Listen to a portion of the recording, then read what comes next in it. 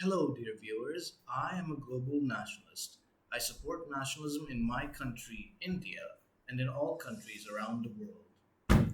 Today is the last Saturday of the month, and so, as per my schedule, I will be talking about nationalism in a country outside of South Asia.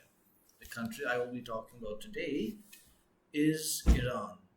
Today, I want to talk about Iran claiming to rejoin the nuclear deal and what the future holds for the nuclear deal. Now, uh, before I talk about what just happened recently, I think yesterday, when Iran and EU have agreed to re-enter the deal, I will talk about the deal itself. And before I talk about the deal, I have to talk about why the Iran nuclear program was such a controversy and still remains such a controversy to this day. This goes back to the 1970s when the Islamic Revolution happened in Iran and the Shah was deposed. Mind you, the Islamic Revolution was uh, supported by the people.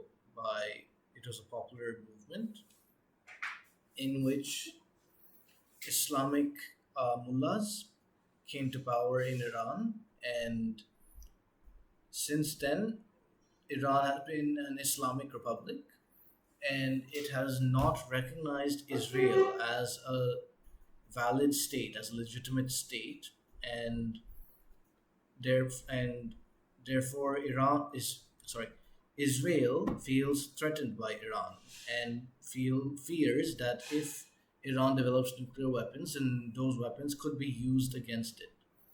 And also, since the United States and several European countries are allies of Israel, they also fear Iran developing a nuclear weapon because Iran might use it against them. That's what they fear. Now, Iran claims that its nuclear uh, power that it uses is only for peaceful purposes and it is not trying to develop a nuclear weapon.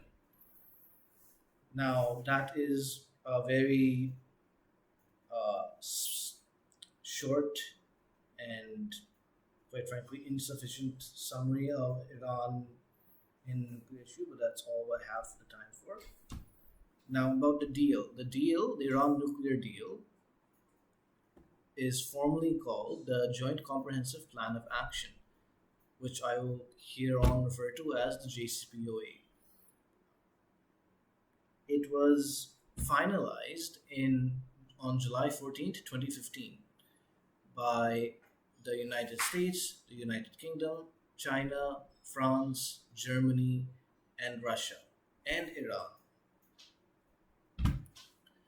Um, Iran is, in other words, the first few countries are called the P5 plus one, which P5 and P5 because they are the five members of the UNSC: China, Russia, France, UK, and the US, plus one because it includes Germany. And yeah, Iran is the other partner to the group, obviously. Now, this agreement, what the agreement does fundamentally is that it prevents Iran from its objective is to deny Iran the ability to develop nuclear power, nuclear weapons. And in turn, this will remove sanctions on Iran placed on it by the United Nations, the United States, and Europe. Now, as far as I know, neither Russia nor China have placed did place sanctions on Iran's nuclear program. However, they also did not want Iran to develop a nuclear weapon and support it. Now, what is happening? What happened? The reason. Oh, sorry. What the provisions of the agreement? It's a more than 100-page document, so I will just talk about some of the main points of the agreement. Uh, One, it prevents Iran from enriching uranium to a point which it could be used to create nuclear weapons. If uranium is enriched to by 97%, then it can be used to create nuclear powered weapons. However, the agreement says that Iran can only enrich it up to 3.67%, which is enough for it to use nuclear power for peaceful purposes, such as nuclear powered plants and energy and etc. Now, what else it does is that the deal says that Iran cannot will have to reduce the number of centrifuges, which are machines which are uh, which, as far as I understand, help in developing nuclear power in nuclear reactors. Now, before this deal was finalized, Iran had more than 20,000 centrifuges, and this agreement says that Iran must reduce its centrifuges to around 5,000 for the next 10 years. And then the deal also says that Iran has to uh, not use nuclear heavy water, which is something used in nuclear reactors. It must remove nuclear reactors from the Antark, sorry if I'm mispronouncing that, the Antark base. It must remove all nuclear material, all that excess nuclear material from its power plants that has to be exported out of Iran. And it also must allow the International Atomic Energy Association, which here on I'll refer to it as the IAEA, must allow the IAEA to inspect its nuclear facilities to make sure that Iran is following the deal. Now, Iran agreed to the terms, and in turn, the United States, Europe, and the United Nations itself removed sanctions from it. Now, where things got the now, before I talk further about what happened to the deal, I want to talk about the public reaction at that time. At the time the deal was made, according to the Pew Research Center survey, around 49% of Americans disapproved of it, and 22% approved of it, and about 30% were did not know or had no opinion. And 66% of Iranians approved of the deal, and about uh, 10 to 20% disapproved of it. Now, this shows that perhaps the deal was um, lopsided and favored Iran against the United States. Now,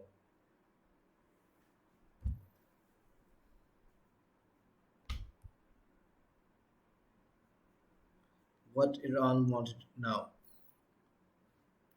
what happened was that Donald Trump, during his campaign, promised to exit America from the agreement, and he did, in 2018, which I find to be a wrong policy decision, and that I don't think he should have done that.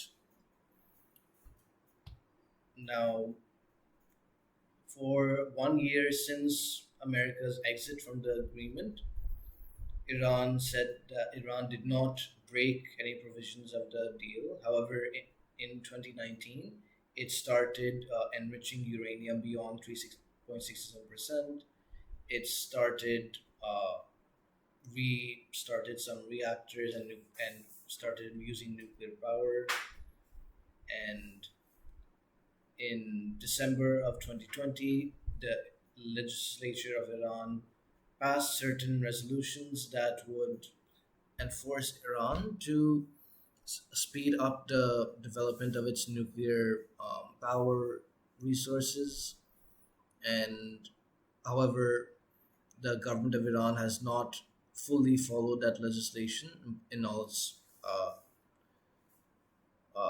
provisions, that it has still kept to most of the terms of the agreement and wanted to get back into the agreement, but it also wanted the United States to remove sanctions from it. Now, it must be understood that after the United States had removed it, the European Union had brought some sanctions against Iran as well. Iran has said that they will not uh, re-enter the deal unless sanctions are lifted. Now, yesterday, Iran agreed to re-enter the deal with an expectation that sanctions would be lifted. Now,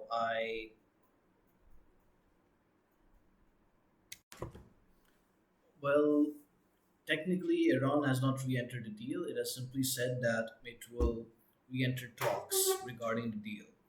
This was made by the Iran minister from Iran when he met the European uh, appointee for Iran, yes, a few days ago in Brussels, Europe. Now, what I think is going to happen is that because Biden is in power, I think he wants to re enter the deal. I think he approves of the deal, and I also do. I hope they get into it. But I think this time that Biden should uh, trying to make the deal so strong that it can become a treaty by passing it through the Senate. However, I'm not sure if that can happen because if in 2022 the Republicans win back the House of Representatives and increase number of seats in the Senate, then it will be very difficult for Biden to pass a treaty, to ratify a treaty in the Senate.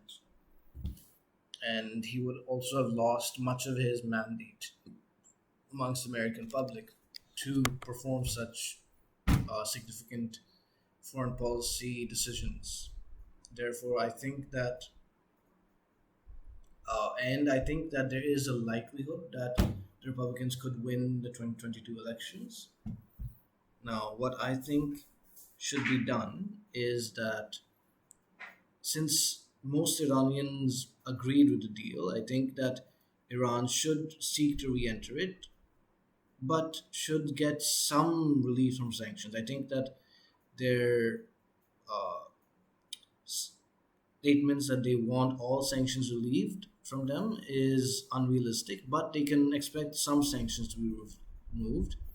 And I think the United States needs to understand that according to the agreement, the JCPOA itself, the sanctions placed on Iran for non-nuclear activities, for example, the use of terrorism and human rights violations, are still in place and have not been removed.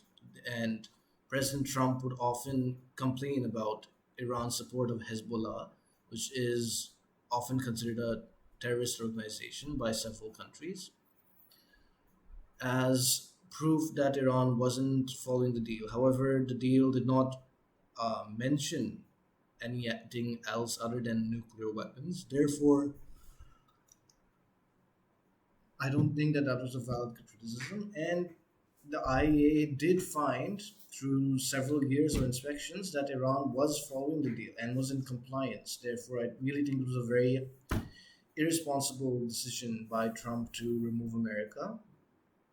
And about there was still a significant constituency of Americans, although not the majority, about 22% at the time of the deal, that supported the agreement. Now, as if, therefore, I don't think Trump should have come out immediately criticizing it. I think he should have tried to convince the other 49%, which, mind you, is not a majority by percentage, not a general majority of more than 50%, and therefore it's you could still say America is fairly divided, was fairly divided on the issue at that time. I think he should have tried to convince the other 40% that the deal had merits, and I think he should have read the deal properly and understood it rather than just listening to the Israeli lobby. By Israeli lobby, I'm not referring to Jewish lobby, I'm referring to specifically organizations like APAC and stuff. I'm not trying to be anti-Semitic. So I hope I don't offend anyone who follows Judaism who's watching this. And I think so. Back to Trump.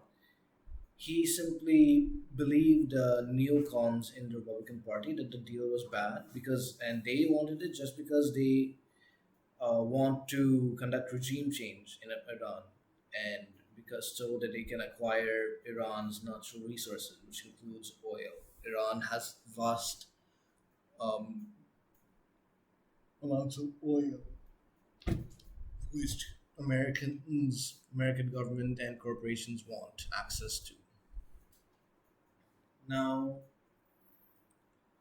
therefore, I hope that the deal can be re-entered into, although I am skeptical because there's been so much, if I guess, animosity and disagreements that have grown the last 3 years since Trump uh, removed America from the agreement, and so it'll be difficult to get it back. I think what will most likely happen is that some agreement will come, but it will be a bit different from the JCPOA.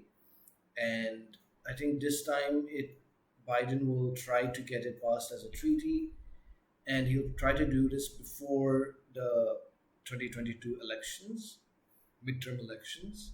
So because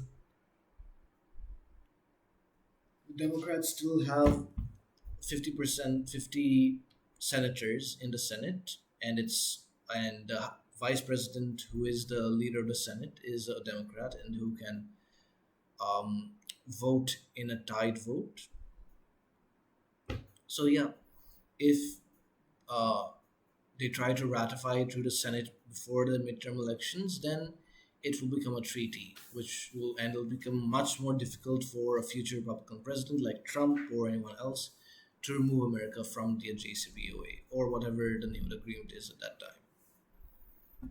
Therefore, that's what I think will happen. But it's also possible that the simply becomes impossible for the agreement to be re-entered into, and the whole thing collapses, and Iran just continues building more nuclear reactors and centrifuges and enriching uranium more and getting closer to developing a nuclear bomb, and that the Western countries will put more and more sanctions on Iran, and Israel will conduct more cyber attacks and espionage attacks against Iran.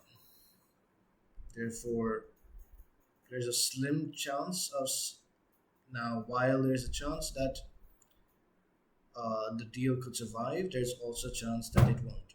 Therefore, at the moment, it's up in the air. So that's what I think will happen um, in this deal and joint comprehensive plan of action. And yeah, thank you for watching, and I hope you enjoyed my video. Vande Mataram.